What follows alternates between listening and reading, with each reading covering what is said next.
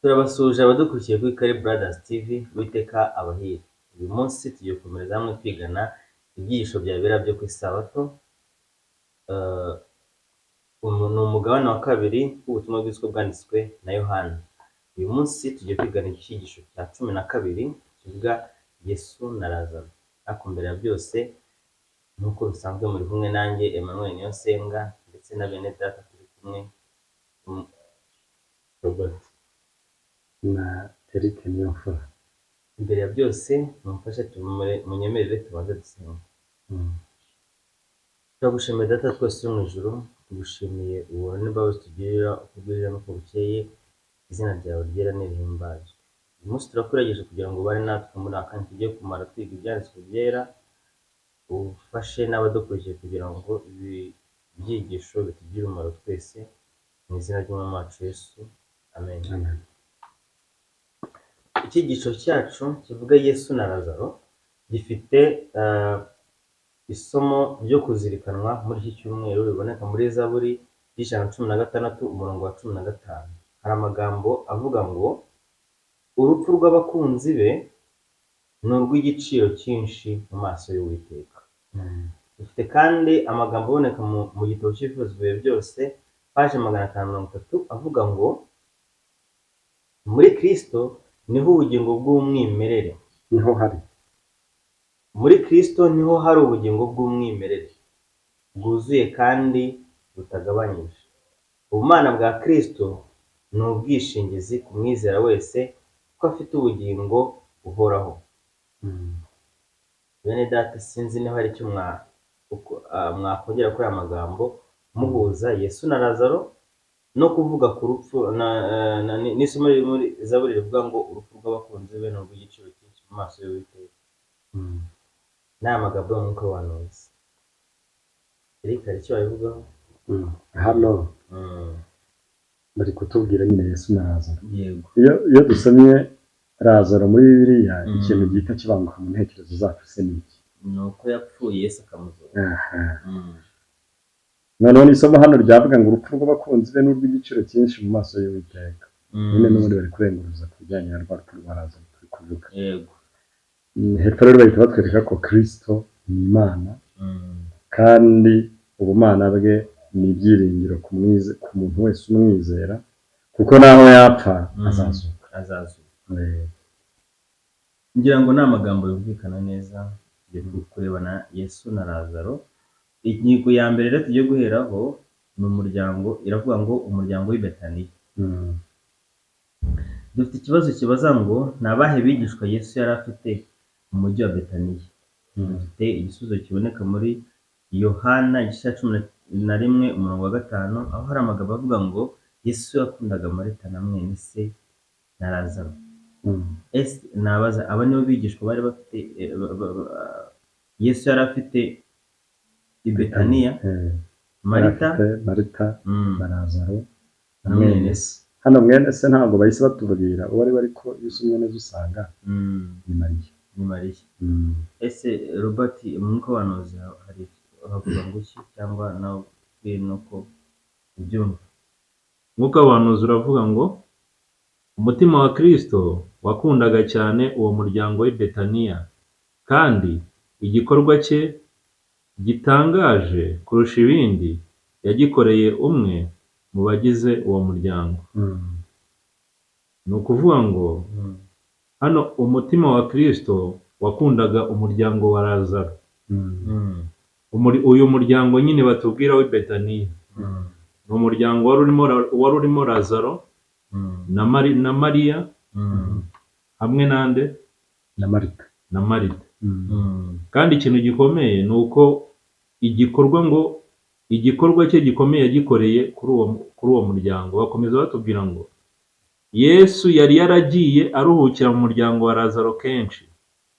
Umukiza ntiyagiraga urugo rwe bwite, ahubwo yacumbikirwaga n'inshuti n'abigishwa be, kandi akenshi iyo yumvaga ananiwe akeneye ko abantu bamuba hafi, yanezezwaga no kujya muri uyu muryango warangwaga n'ituze, kure y'urwikekwe n'ishyari ry'abafarisayo babaga bamurakariye. Muri uwo muryango bamwakiranaga urugwiro kandi bakamugaragariza ubushuti buzira amakemwa. Muri uru rugo yashoboraga kuvuga akoresheje imvugo yoroshye, akisanzura kuko yari azi neza ko amagambo ye ari bwumvikane kandi agahabwa agaciro. Ni ukuvuga ngo iyo Yesu yabaga ananiwe cyangwa se ashaka kuruhuka, yisangaga kuri uyu muryango wa hehe w'i Betaniya. Yego. Ni amagambo yumvikana cyane. Ikibazo gisoza ino ngingo avuga umuryango w'i Betaniya, kibaza ngo ni ubuhe bwoko bw'urugo Imana ibamo ikanaruzanira imigisha yayo myinshi cyane. Isomo turisanga mu Migani 3:23 ahaheruka hari amagambo avuga ngo ariko ubuturo bw'umukiranutsi abuha umugisha. Ese niyo mpamvu Yesu yakundaga n'umuryango wa Lazaro cyane, kubera ko barabacanitse, barabakiranutsi, nta shyari, nta rwango, nta mutima mubi, nta mahane byabaga muri urwo rugo, bigatuma Yesu ajya kuruhukirayo. N'uyu munsi umuryango utubamo amahane, ubamo ituze, ubamo amahoro, tubamo ishyari, tubamo urwango, Yesu arawugenderera. Hari n'ikindi hano bavuze ngo ni umuryango iyo yawugeragamo bamwakiranaga urugwiro, ndetse bamwakiranaga ubushuti buzira amakemwa. Ni ukuvuga ngo bitewe n'uburyo Yesu yakundaga kuwugenderera, yari yarabonye ko ari ahantu ashobora kugirira ate kuruhukira. Rero no muri iki gihe biradusaba ko imiryango yacu ari ya miryango yakirana abantu urugwiro ndetse n'ubushuti, mbese ku buryo nta makemwa, ku buryo uhageze wese yumva ko araruhuka ndetse akaba yakoresha nk'aya magambo yoroheje Kristo yavuze. Tugeze ku ngingo ya kabiri ivuga ngo Lazaro afatwa n'uburwayi. Iyi ngingo ifite ikibazo cya mbere kibaza ngo ni iki bashiki ba Lazaro bakoze igihe musaza wabo yari arwaye cyane, kandi ni ikihe gisubizo bahawe? Turabisanga muri Yohana 11:1-4. Hari amagambo avuga ngo hariho umuntu wari urwaye witwaga Lazaro w'i Betaniya, ikirorero cy'iwabo wa Mariya na Marita mwene se. Mariya uwo ni we wasize umwami Yesu amavuta ku birenge akabihanaguza umusatsi we. Umusaza w'uwo ni Lazaro, wa wundi wari urwaye. Nuko bashiki be batuma kuri Yesu bati, databuja ubu ukunda ararwaye. Yesu abyumvise aravuga ati, iyo ndwara si yo kumwica, ahubwo niyo guhimbarisha Imana no gutuma umwana w'Imana ahimbazwa. Ayo niyo magambo aboneka muri Yohana. Ikibazo cyabazaga ngo ni iki bashiki ba Lazaro bakoze. Ahangaha icyo bakoze, batumye kuri Yesu. Yego. Sibyo? Uyu muntu wanditse iki gitabo cya Yohana, ni Yohana nyine n'ubundi. Urumva ko arimo aratubwira inkuru y'ukuntu byagenze. Arimo aratubwira ati hariho umuntu wari urwaye witwaga Lazaro. Sibyo? Ikiroro cy'iwabo cyari cya kindi cya Mariya na mwene na Marita mwene se. Mariya uwo niwe wasize umwami Yesu amavuta. Arimo araduha inkuru iri buze kudufasha kugira ibindi bintu duhita dusobanukirwa neza. Kuko urumva icyambere atubwiye ko Lazaro yari arwaye, afite Mariya na Marita ari bashiki be, ari bene se. Sibyo? None hano agezaho atubwira ati uyu Mariya ni wa wundi umwe twababwiye. Urumva yarimo abwira abantu asanzwe n'ubundi avugana nabo. Sibyo? Ni wa wundi twababwiye wafashe amavuta akayashyira ku birenge bya Yesu. Ati rero musaza w'uwo ni Lazaro, ni wa wundi wari urwaye. Nuko bashiki be batuma kuri Yesu bati, databuja ukunda ararwaye. Yesu abyumvise aravuga ati, iyo ndwara si yo kumwica, ahubwo niyo guhimbarisha Imana no gutuma umwana w'Imana ahimbazwa. icyo ni nacyo Urumva hari umuntu bamutumyeho, uwo muntu abigeza kuri Yesu, Yesu ahita amuha igisubizo. Hano nk'uko abahanuzi bavuga ngo bategereje icyo Yesu yari buvuge bahangayitse. Mu gihe cyose musaza wabo yari agihumeka barasengaga bategereza ko Yesu aza. Nyamara uwo batumye yagarutse atazanye na Yesu. Icyakora yazanye ubutumwa buvuga ngo iyo ndwara si yo kumwica, maze bituma bakomeza kugira icyizere ko Lazaro azakira. Urumva? Bagerageje gukomeza guhumuriza uwari indembe azahaye cyane, bamubwira amagambo yo kumutera ibyiringiro no kumukomeza. Bimwe twasomye mu cyigisho cya mbere yuko Yesu yajyaga agenda akabana nabo, bari inshuti ze, yego, bari barageze no ku rwego rwo kumwiringira. Kuko urumva ko bamutumyeho ngo aze arebe inshuti ye irarwaye, sibyo? yego, ko niko bavuze hariya. Araje hagati ntabwo ari kumwica, ahubwo niyo guhimbarisha Imana no gutuma umwana w'Imana ahimbazwa. Abo ntibahise bumva neza icyo ashatse kuvuga, ariko kubera ibyiringiro bari bamufitemo bakomeje guhumuriza umurwayi, bazi ko azakira. yego, bageze kumwizera. Kandi ikindi bo batumye kuri Kristo bazi ko ari inshuti yabo, arahita aza ako kanya, aza kubatenguha ariko ntibatakaza icyizere. Ikibazo gikurikira ingingo kirabaza ngo sobanura amagambo Kristo yavuze n'ibikorwa yakoze mu minsi mike yakurikiyeho. Igisubizo kiri muri Yohana 11:5 kugeza ku murongo wa 8, aho hari amagambo avuga ngo Yesu yakundaga Marita na mwene se na Lazaro, nuko yumvise ko arwaye asibira kabiri aho yari ari. Maze iyo minsi ishize abwira abigishwa bati dusubire i Yudaya. Abigishwa baramubaza bati mwigisha, amambere abayuda bashatse kuhaguterera amabuye, none usubiyeyo? Kugira ngo aya amagambo Yesu yavuze ngo nyuma y'iminsi mike yakurikiye, ubwo ni nyuma y'iminsi 2. Yesu yavuze ngo dusubire i Yudaya. Ni ukuvuga ngo yabaye nk'uwirengagiza byabaye iminsi 2 ishize. Hano baravuga ati rero ndeke dusubire i Yudaya. Abigishwa bati koko wibagiwe ko ubushize bari bahakwiciye? Hano rero mu mwuka w'ubonezi baravuga ngo muri iyo minsi 2 Kristo yasaga n'uwirengagije mu bwenge bwe ubwo butumwa, kuko atongeye kuvuga ibyerekeye Lazaro. Byatumye abigishwa ba Yesu batekereza ibyerekeye Yohana Umubatiza wabaye integuza ya Yesu. Bajyaga bibaza impamvu Yesu wari ufite ubushobozi bwo gukora ibitangaza bikomeye yemeye ko Yohana ahera mu nzu y'imbohe ndetse agapfa urupfu rubi.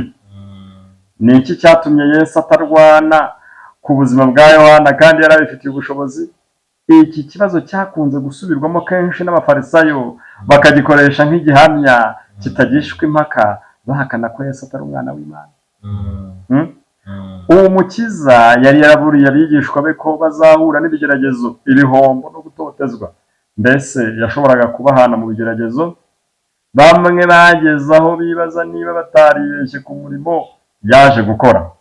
Bose bari bahagaritse umutima cyane. Abigishwa bibajije impamvu Yesu yategereje iminsi 2 yose ngo abone kujya i Yudaya. Intekerezo zabo zuzuye ubwoba bw'ibyo bishobora kuba kuri Yesu ndetse no kuri bo ubwabo. Iyi nzira bari bagiye kunyuramo nta kindi bashoboraga kuyibonamo uretse akaga.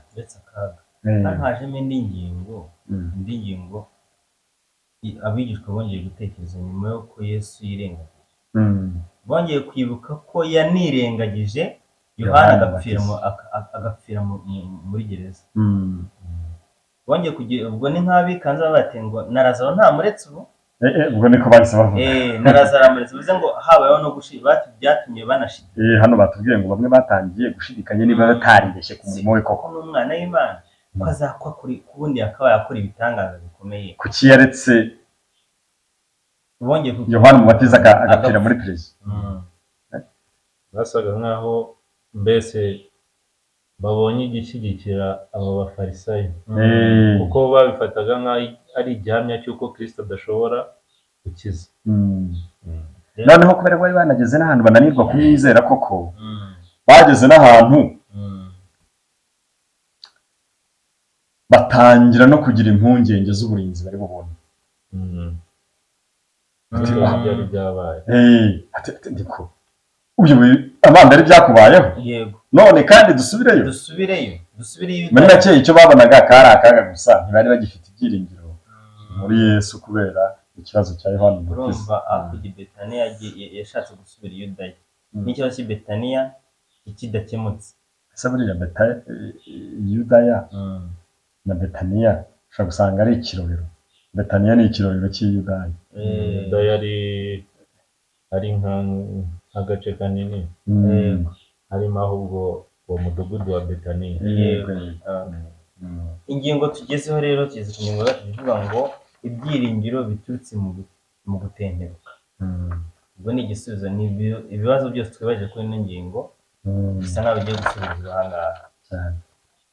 Iyi ngingo rero ifite ikibazo cya mbere kibaza ngo ni ubuhe butumwa burambye dushobora gukura mu buryo Kristo yakemuye ikibazo cy'ibintu by'urusobe byari byarabaye mu gihe cy'uburwayi bwa Lazaro. Igisubizo turakibona muri Yohana n'ubundi cya gice cya 11 umurongo wa 9 n'uwa 10. Hari amagambo avuga ngo Yesu arabasubiza ati, mbega umunsi ntugira amasaha 12? ugenda ku manywa ntasitara kuko haba habona, ariko ugenda nijoro arasitara kuko haba hatabona. Ubutumwa Yesu yarashatse gutanga ni ubuhe aha ngaha mu gukemura iki kibazo? mu gukemura ibibazo by'urusobe bari bafite, ni nkaho yakababwira ati erega nimuhumure, ubwo muri kumwe nanjye nta kibazo muri buze kugira. Nta kibazo, kubera ko Yesu yari umucyo. urumva kandi bivuga mu gice cya mbere cya Yohana batubwira ko nyine Yesu ni umucyo. Aha rero yarimo ababwira ati nimuhumure muri kumwe n'umucyo, ntimushobora kugira ikibazo ndi kumwe namwe. Hari umwuka w'abantu barishobora no kubisobanura babihuza n'igihe turimo. Baravuga ngo abantu bashobora kuba barabaye abakorana na Kristo kuko zira bakoranaga na Yesu, ariko bakaba barirengagije intumwa n'ubutumwa zitwaye, bazayoberwa icyerekezo cy'aho bagana, bazagendera mu mwijima kandi ntibazamenya icyo bazasitaraho. Bene abo biteguye gushukwa n'ubuyobe bwo mu minsi y'imperuka. Ubwenge bwabo buhugiye ku by'agaciro gake, maze bakabura ihirwe ry'agahebuzo ryo kwifatanya na Kristo no kuba bakorana n'Imana. Ni ukuvuga ngo abantu bashobora kuba mu gihe runaka barakoranye na Yesu, ariko bakaba barirengagije intumwa n'ubutumwa zitwaye. Abantu bashobora kuba igihe runaka bari mu murongo muzima, igihe kikagera bakirengagiza ubutumwa bwa Yesu ndetse n'ababutwaye. Yari magambo dushobora kuvuga ngo umuntu ashobora kuba yari ari no mu itorero ry'Imana, igihe kikagera agatera umugongo itorero ry'Imana n'ubutumwa ritwaye. Kandi ikigomba kuranga itorero ry'Imana ni uko ritwaye nyine umucyo umurikira inzira, sibyo? Kuko amatorero yo hano turafite menshi, ariko irihagarariye Imana ni irifite umucyo wa Bibiliya. Iryo rero n'ababwirizabutumwa batwaye ubutumwa bw'Imana muri iryo torero ry'Imana, niho tugomba gushaka umucyo tumurikira. Ariko nituvamo tukigira hanze, tukigira mu kurwana n'inyungu zacu za buri munsi gusa, tukirengagiza ukuri kw'ijambo ry'Imana, tuzayoba. Reka tujye kuri iki kibazo kibaza ngo ni irihe hishurwa ritangaje Yesu yahaye abigishwa be, nyamara se ni gute basobanuye amagambo ye? Nanone iri hishurwa Robert agiye kudufasha gusobanura, hari igisubizo kiboneka muri Yohana 11 umurongo wa 11 n'uwa 12, avuga ngo avuze atyo ahera ko arababwira ati, inshuti yacu Lazaro irasinziriye, ariko ngiye kumukangura. Abigishwa baramubwira bati, databuja, niba asinziriye azakira. Urumva ni isobanura kuri ino nshurwe byabaye Robert. murakoze. Ni ukuvuga ngo Kristo n'ubundi mu byatumye atinda kuza ni ukugira ngo yerekane ko ashoboye kugira gute gukiza. Atinda kuza gukiza uyu muvandimwe Lazaro, ni ukugira ngo yerekane ko afite ububasha bwo gukiza umuntu wagize gute, wapfuye. Ni ukuvuga ngo rero nifashishije amagambo aboneka mu mwuka w'ubuhanuzi, ngavuze atyo ahera ko arababwira ati inshuti yacu Lazaro irasinziriye, ariko ngiye kumukangura. Inshuti yacu Lazaro irasinziriye. Mbega uburyo ayo magambo akora ku mutima, mbega uburyo yari yuzuye impuhwe. Ni ukuvuga ngo yari yuzuye impuhwe kubera ko yari nk'umuvandimwe we Lazaro. Ubwo batekerezaga ingorane umwigisha wabo yendaga guhura nazo abitewe no kujya i Yerusalemu, abigishwa ba Yesu bari bari hafi kwibagirwa burundu uwo muryango w'i Betaniya wari mu cyunamo. Nyamara kuri Kristo we siko byari biri. Ni ukuvuga ngo muri iyo minsi ibiri yashize, Kristo uko abigisha batekerezaga yuko Kristo yakuye amaso ku by'i Betaniya, batekerezaga bo kujya i Yerusalemu, ariko kuri Kristo we ntabwo ariko byari biri. Ahubwo iyo minsi ibiri yayiretse kubera umugambi. Nyamara kuri Kristo we siko byari biri. Abigishwa bumvishe bigoye cyane, bigaye cyane. Abigishwa bumvishe bigaye cyane. Bari babanje gucibwa intege n'uko Yesu atihutiye kugira icyo akora ku butumwa yari yahawe. Nyuma y'uko Yesu amenyeshejwe ko inshuti ye irwaye, abigishwa bakabona nta kintu akoze, babonye nyine atabyitayeho. Bari babanje kwibwira ko Yesu adakunda Lazaro na bashiki be nk'uko babitekerezaga. Bo bari bazi ko abakunda, ariko bahise babona yuko Yesu ashobora kuba atagira gute, atabakunda. Kubera ko aba yarihutiye kujyana n'intumwa yoherejwe na bashiki ba Lazaro.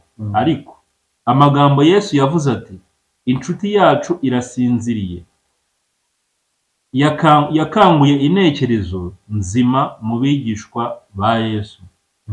Nyuma y'uko rero Yesu avuze ko inshuti ye, hari akajambo udasomye ngo bemeye badashidikanya ko Yesu atigeze yibagirwa inshuti ze ziri mu bihe by'umubabaro. Noneho batangiye mu mutima yabo bahise bongera kumugira cya cyizere cy'urukundo yagiraga Lazaro cyane. Ni ukuvuga ngo rero aya magambo aratwereka ko Kristo ashobora kwirengagiza ikintu, ariko nk'umuntu ukabona ko yirengagije, ariko ku iherezo afite impamvu yabyo. Si uko mu by'ukuri aba yakwirengagije, ahubwo hari icyo aba arindiriye, no kwihamya ku giti cye cyane. Dufite ikibazo gisoza ino ngingo ivuga ngo ibyiringiro biturutse mu gutenguka. Kibaza ngo sobanura icyo mu by'ukuri amagambo ya Kristo yashatse kuvuga. Amagambo aboneka muri Yohana 11 umurongo wa 13 n'uwa 14, amagambo avuga ngo nyamara Yesu yavugaga iby'urupfu rwa Lazaro, ariko bo batekerezaga yuko avuze gusinzira kw'ibitutsi. Yesu niko kuberurira ati Lazaro yarapfuye. Nigeze gushaka kubabaza nuko byandenzeho abantu no hejuru abigishwa bigeze kubivuga, bavuga ko uruhu gusinzira. Urumva Yesu yarababwiye ati rero mureke tugiye utaye. Yego, inshuti yacu Lazaro irasinziriye, sibyo? Ariko ngiye kumukangura. Ako kantu ntabwo bakumvise. Noneho bumvise ko ari gusinzira, niba asinziriye ugasanga akanguka nta n'ikibazo. Ubwo niba bakambwira bati nta n'ubwo ari ngombwa kujyayo, azakanguka. Ariko hano kuri n'umurongo noneho bahise basobanura icyo Yesu yashaka kubabwira. Bo batiyumvishaga, kugira ngo bumvishe neza icyo yari avuze. Yesu niko kuberurira ati Lazaro yarapfuye. Ko Yesu ibyo yavugaga byari urupfu rwa Lazaro, ariko abigishwa bo ntibagira ngo babyumva bo bagira ngo ni ibitotsi bisanzwe, ariko Yesu ahita ngo yerura arababwira ngo Lazaro yagize gute. Muri yandi magambo gupfa ni ibitotsi. Yego. Hari n'indirimbo tugira ngo gupfa twiringiye kubera ni ugusinzira. Kubera ni ugusinzira. Impamvu ari ugusinzira ni uko bazakanguka bagakangukira ubugingo buhoraho. Ariko n'abandi bose baba basinziriye, gusa nuko bapfa basinziranye kutagira ibyiringiro byo ko basinziriye kuzongera gupfa noneho byiteye. Hano mu mwuka w'abahanuzi bahise bavuga ngo Kristo yagaragaje urupfu rw'abana be bamwizera ko rumeze nk'ibitotsi. Ubuzima bwabo buhishanywe na Kristo mu Mana, sibyo? Kandi kugeza igihe impanda iheruka izavuga abapfa basinzirira muri we. Bivuga ngo iyo wizera Yesu ugapfa ubusinziriye, muri make ubugingo bwawe bw'iteka buba buhari. Yego. Kandi Yesu nazuka uzabuhabwa.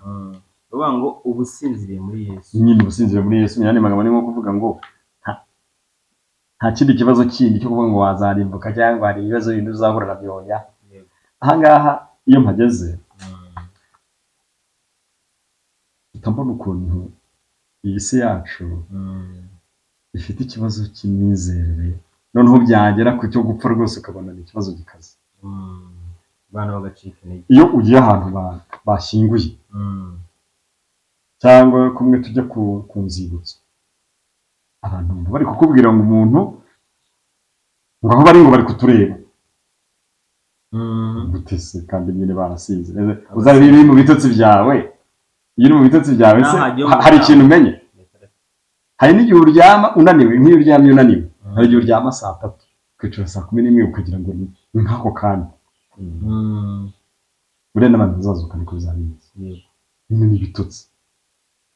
Iyo umuntu apfuye asinziriye, bya bitotsi azakanguka Yesu ageze gute agaragaza.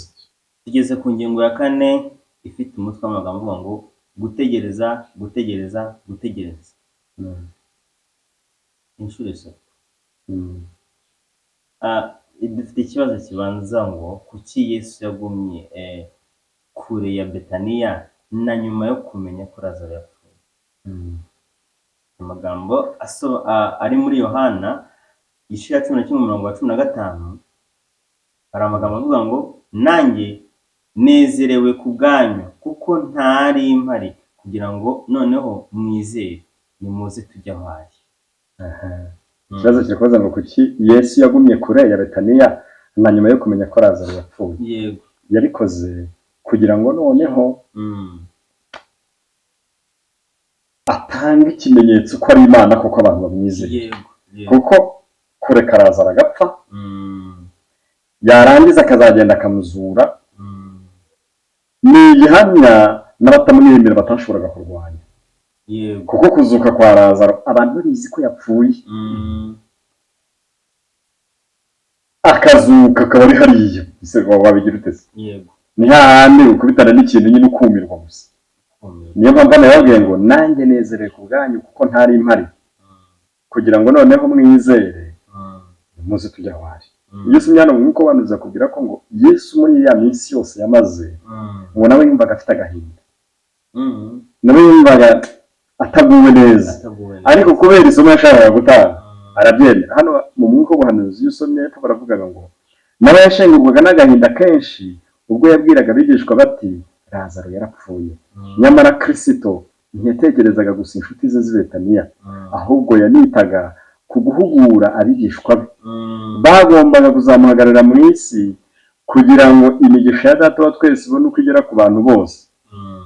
Yesu yemeye ko Lazaro apfa kugira ngo abigishwa be bahakure icyigisho. Iyo aza kumukiza indwara yari arwaye, igitangaza gikomeye Yesu yakoze cyagaragaje kamere y'Imana nticyari gukorwa. Uri kumva noneho? Mu yandi magambo yabikoze nkana kugira ngo abone uko atanga isomo ridashobora kwirengagizwa na buri wese. Yego, si no kubigishwa gusa n'abafarisayo bari bamaze iminsi bapingaga igitangaza cyose akoze, bagashaka ubundi buryo bakiguraguza ariko noneho ngaha kuri Lazaro noneho ari n'inshuti ye yari ikimenywa rwose no gupfa kwe buriya nabwo yatinzeho kugira ngo abantu bemere neza ko yapfuye. Iyo itaza ku kanya gipfa ntabwo bataha ntabwo yarapfuye kuko ntabwo ntibari kubyemera kwanga niyo mpamvu bamugani yemeye ko urumva Yesu yaje kwa Lazaro asanga abantu bari aho ngaho barimo bamuririra buri wese yari abizi neza ko yapfuye ndetse nidusoma imbere tuzasanga ko banahamije ko yari amaze iminsi 4 mu gituro ubwo rero urumva ibyo cyari byageze no gushimwa urumva mu minsi 4 umubiri uba watangiye no gushenguka yego ariko Yesu yabiretse nkana kugira ngo noneho aze akora igitangaza abantu bose bari bwemere. Ikibazo gikurikira kirabaza ngo niki tugomba kumenya mu buryo umuganga mukuru yemeye ko Lazaro inshuti ye arwara karemba ndetse agapfa. Urwa mbere rw'Abikorino 15:15-19 ndetse na Zaburi 18:28. Urwa mbere rw'Abikorino hari amagambo avuga ngo mu rwa mbere rw'Abikorino hari amagambo avuga ngo kandi niba Kristo atazutse kwizera kwanyu ni kugira umumaro, ahubwo muracyari mu byaha byanyu. Kandi niba bimeze bityo n'abasinziriye muri Kristo bararimbutse. Niba muri ubu bugingo Kristo ari we twiringiye gusa, tuba duhindutse abo kugirirwa impuhwe kuruta abandi bantu bose. Nanone muri Zaburi ya 18:28 ni ku murongo wa 28 muri Bibiliya ya King James kuko ari nayo dukoresha mu mwigisho kuko yateguye mu Cyongereza, ariko muri izi Bibiliya zacu dufite ni ku murongo wa 29 kandi kenshi usanga nko ku murongo wa mbere bagiye batanga ubusobanuro bw'uwanditse iyo Bibiliya n'icyo yabaga yabikoreye. Yego. Nako ubusobanuro bw'uwo muntu wanditse iyo Zaburi n'icyamuteye kuyandika. Yego. Hari amagambo avuga ngo ni wowe ukongeza itabaza ryanjye, Uwiteka Imana yanjye niwe umurikira umwijima wanjye. Turi gusubiza ikibazo kivuga ngo ni iki tugomba kumenya mu buryo umuganga mukuru yemeye ko Lazaro inshuti ye arwara akaremba ndetse agapfa. Ahangaha ni ukumenya ko Yesu afite ububasha bwo kuzura. Ububasha arabufite. Yego.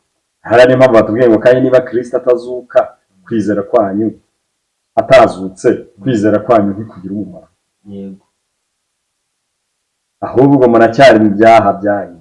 Yandi magambo kuzuka kwa Yesu ni igihamya cy'uko buryo bivugwa kuri Yesu byose abasha kudukorera twebwe nk'abanyabyaha. Ni ukuri. Hano nk'uko banuze mu nama ku buzima hari n'amagambo avuga ngo umurimo wa Kristo ntiwarangiriye ku kugaragaza imbaraga ze zo gukiza indwara. Buri gikorwa cyose cyo gukiza yagikoraga kugira ngo ashyire mu mutima w'umuntu amahame y'Imana agaragaza urukundo n'ineza byayo. Ikindi hano kirimo nuko Yesu yakoraga abantu byose kwari kugira ngo bereke ko Imana ibakunda. Kandi urwo rukundo natwe tugomba kurubona turebe muri ibi byabaye kuri Lazaro. Bihita biduha n'ibyiringiro ko natwe burya nubwo twapfa tuzazuka. Tugeze ku ngingo ya nyuma y'icyigisho cyacu ivuga ngo buri gihe siko ibintu bigenda nk'uko tubyiteze. Dufite ikibazo gitangira kibaza ngo ni iki buri gihe tugomba kuzirikana ku byerekeranye n'urupfu rw'abagaragu b'Imana b'indahemuka tutitaye ku buryo rwaba rumeze kose. Muri Zaburi ya 116:15 hari amagambo avuga ngo urupfu rw'abakunzi be ni urw'igiciro cyinshi mu maso y'Uwiteka. Ubwo ibi nicyo tugomba ngo tanga n'urugero. Urugero bahita baduhana mu mwuka w'ubuhanuzi mu gitabo cy'abahanuzi n'abami paje 163 na paje 164 amagambo avuga ngo ntabwo Elisa yahawe gukurikira shebuja mu igare rya kumuriro. Shebuja hano batubwira ni Eliya. Yego. Uwiteka yemeye ko afatwa n'uburwayi bwamumazeho igihe kirekire. Urumva turibuka ko Eliya we yagiye mu ijuru bapfuye. Yego. uwamusimbuye Elisa we ntabwo ariko byagenze. Muri make ntabwo igihe ibintu byose bigenda uko twebwe dushaka ko bigenda. Urumva na Elisa wari warabonye yajya mu ijuru nawe yagombaga kwifuza kugira nawe ko bimugendekera bityo wasanga yarazi ko ariko bizagenda wanasanga ariko hano ngo ntabwo yigeze ahabaga ayo mahirwe. Mu masaha maremare yo gucika intege kwa kimuntu no kubabara kwe, ukwizera kwa Elisa kwakomeje komatana n'amasezerano y'Imana, kandi iteka ahamukikije yahabonaga intumwa ziturutse mu ijuru zije kumuhumuriza no kumukomeza. Ukwizera kwe kwari kwarakuze kumutera kwiringira Imana ubudatezuka, kandi igihe urupfu rwamugeraga amajanja yari yiteguye kuruhuka imirimo ye. N'iyandi magambo, ntabwo ibintu uko byagendekeye mugenzi wawe ariko nawe bigomba kukugendekera, kandi kuba runaka hari ibyamugendekeye neza we bikakugendekera nabi ntibisobanuye ko akiranuka kukurusha. Yego, hari ubwo binasobanuye ko rero umunyabyaha kumurusha. Imana nihitamo ibyo ikorera abantu mu buryo bwayo butandukanye, ibyo ariko tunibuke ko na Satani aba aho hafi nawe akeneye kugira ibyo akora. Nka rwa rupfu rwa Lazaro ntabwo rwaturutse ku Mana, urupfu ruturuka ku cyaha. Mu yandi magambo rwaturutse kuri Satani, sibyo? Ariko ntibyabujije ko n'ubundi Yesu agumye akaba ari Yesu, kandi n'igihe cyo gukora umurimo we nk'uko tuzabibona mu cyigisho kiri imbere cyarageze arawukora. Rero natwe ntidukwiye rwose gucibwa intege no kuba twagerwaho n'ibibazo bitandukanye ngo bibe ngo twirire ko ubwari Imana yaturetse. Ni ibihe bintu byabereye i Betaniya mbere y'uko Yesu ahagera, kandi ninde wundi wari uhari igihe yazaga? Yohana igice cya 11:17-19, Yesu ageze yasanga Lazaro amaze iminsi 4 mu gituro.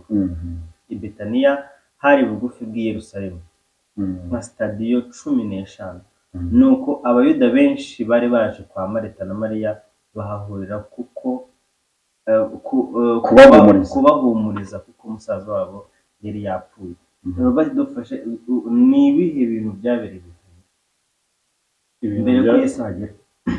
Ukuvuga ngo mbere y'uko Yesu agera i Betaniya, ntago uyu muryango wari ufite inshuti, wari ufite, batubwiye ko abayuda bari bahari. Yego, bari baje kugira gute guhumuriza uyu muryango wari wabuze umuvandimwe. Nabo bababajije nk'uko mu mwuka w'abahanuzi bakutubwira ngo mu gutinda kujya kureba Lazaro, Kristo yari agambiriye kugaragariza imbabazi abantu bari bataramwakira. Yaratinze kugira ngo nazura Lazaro bishobore kubera ikindi gihamya abantu batizera kandi binangiye imitima ko ari we kuzuka n'ubugingo. Ntabwo Yesu yifuzaga ko abantu babura ibyiringiro. Abakene, intama zazimiye zo mu nzu ya Isiraheli, umutima we washenjagurwaga no kutihana kwabo. Mu mbabazi ze yagambiriye kubaha ikindi gihamya kibereka ko ari we ushobora gutanga ubugingo no kudapfa. Iki cyagombaga kuba igihamya abatambyi batashoboraga kugoreka. Iyi niyo mpamvu yatumye atinda kujya i Betaniya. Iki gitangaza gikomeye cyo kuzura Lazaro cyari icyo gushira ikimenyetso cy'Imana ku murimo we no ku byo yavugaga ko ari Imana. Ni ukuvuga ngo icyo hano batubwira ni uko mu gutinda kujya hano i Betaniya, Yesu yagira ngo habanze hakoranira abantu benshi. Kuko no mu kibazo bari batubajije ngo ninde wundi wari uhari igihe Yesu yazaga, hari abayuda, abafarisayo bose n'abasadukayo n'abatambyi byo gupinga. Ni ukuvuga ngo hari abantu bakennye ibyiringiro by'Imana. noneho Kristo atinzwa no kujyayo kugira ngo abo bantu bose babanze bagire gute, babe bahari, banabimenye banabibone neza ko noneho Kristo agende abahamirize ko adashoboye gukiza indwara gusa, ahubwo ashoboye no kugira ute, no gutanga ubugingo, no gutanga ubugingo. Kuko ubifuza ibihe byose batubwira ko muri iki gihe Kristo yarwanywagwa n'abayuda, abafarisayo, abasadukayo, mbese bari barashyize hamwe kugira ngo bamurwanye gusa. Kandi mbere ya Kristo ayo moko atatu niyumvikanaga, ariko aza kumvikanira ku mugambi umwe wo kugira gute, wo kurwanya Kristo. Noneho Kristo mu kubahamiriza yagiyeyo kugira ngo akore igitangaza kiratuma ibyo bamushinja basanga agira gute, atari byo, kuko ari umwami. Rero buri gihe nitujye tubona ibintu bigenze uko tutari tubyiteze kandi bitaduturutseho, tujye twituriza. Yego, Imana ibizi impamvu, kandi ibizi n'icyo ushaka gukora. yego, Aribyo byabaye kuri Mariya na Marita. Nubwo bakomeje kwiringira Yesu, ngira ngo ni urugero rwiza baduhaye, ariko nituza gusoma imbere tuzasanga ko bageze igihe noneho bumva ko bitagishoboka, ariko ku rundi ruhande bahita bibuka yuko binashoboka. yego, Igihe cyose duhuye n'ibintu bidutunguye tutatekerezaho ariko ibintu byatugendekera, ibyiringiro byacu bigomba gushikama ku Mana, ubundi tukayireka ikikorera umurimo wayo. Ikindi buriya ibintu turebye no mu byisho byose byatambutse, buri gitangaza Yesu yakoraga hari impamvu yabaga agikoze cyane. Ntiyahubukaga ngo apfe niba ari gukiza umurwayi, ngo ntagire akantu ubona ko hari impamvu nyamukuru yabimuteye cyane. Tuvuze kuri wa muntu yahumuye abayuda akamuhumura ku isabato, nabyo byabaye deba, byabaye indi ngingo kuganirwaho. N'uyu Lazaro nawe no kuzuka kwa Lazaro nyuma y'iminsi hano baba babisobanuye. Akari akantu bashyira muri utuntu kenshi, hari udustatement, hari ingingo bashyira muri Bibiliya bafite impamvu. Yego, umuntu wabaga amaze iminsi 4 mu Bisirayeli bizeraga yuko umuntu kuko yapfuye burundu adashobora, kuko umuntu yashoboraga kuba yapfa, kandi n'uyu munsi bishobora kubaho mu kanya akaba yagaruka mu buzima. Ariko bo iyo umuntu yabaga amaze iminsi apfuye, icyo gihe rwose byabaga ari ibintu bizwi ko yapfuye. Mu yandi magambo, Yesu yazuye umuntu koko wapfuye, nta gushidikanya n'abantu bose cyane. Icyigisho cyacu rero nakigarukiye, cyari gifite ingingo ziryoshye zo kuganirwaho, kugira ngo abadukurikiye bakomeza kubararikira gukomeza gukora subscribe ndetse no gutanga comment ku byigisho byacu, ndetse tubabwira ko ibyigisho byacu ari akagaruka, mukomeze kugira ibihe byiza. Amen. Munyemerere dusoze dusenga, ndetse na mwene data Eric. Data mwiza, ngushimiye uyu mwanya waduhaye kugira ngo tuganire bagenzi bacu ku ijambo ryawe, izina ryawe rihererwe icyubahiro. Ndagusaba kugira ngo abadukurikiye bafashwe n'ijambo ryawe, izina rya Yesu tubisabye. Amen.